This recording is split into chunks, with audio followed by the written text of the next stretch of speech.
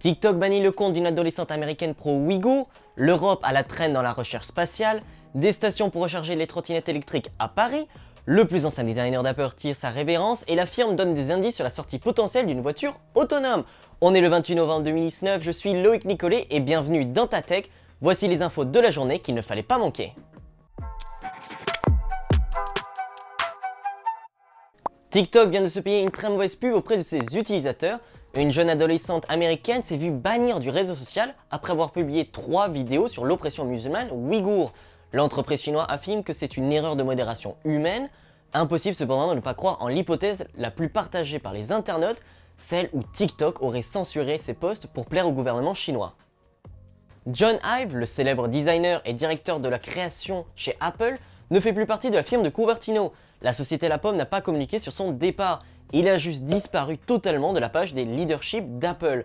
Cependant, John Ive continuera de créer pour le géant américain puisque sa nouvelle société de design Love Form aura comme plus gros client Apple bien sûr. La voiture de demain sera peut-être celle d'Apple? En tout cas, c'est la rumeur qui court actuellement sur internet, puisque la firme a déposé un nouveau brevet qui mériterait un « ceci est une révolution », puisqu'il permettrait d'éliminer totalement l'angle mort des rétroviseurs. Mais quel rapport avec une voiture autonome? Eh bien justement, cela serait très pratique à la firme d'équiper ce genre de système à une voiture entièrement contrôlée par une intelligence artificielle, surtout qu'on sait que la marque à la pomme planche sur un prototype de voiture intelligente depuis plusieurs années.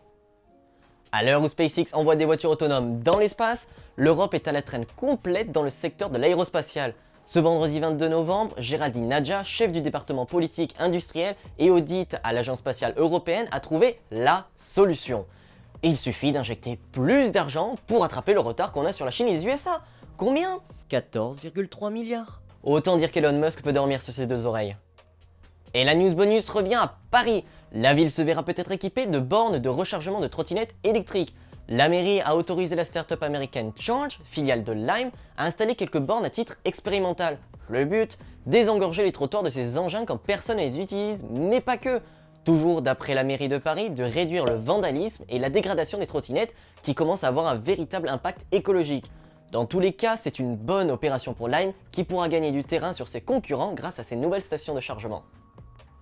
Merci à tous d'avoir suivi ce récap, nos sources se trouvent dans la description. On se dit à demain pour de nouvelles Actu Tech. Ciao!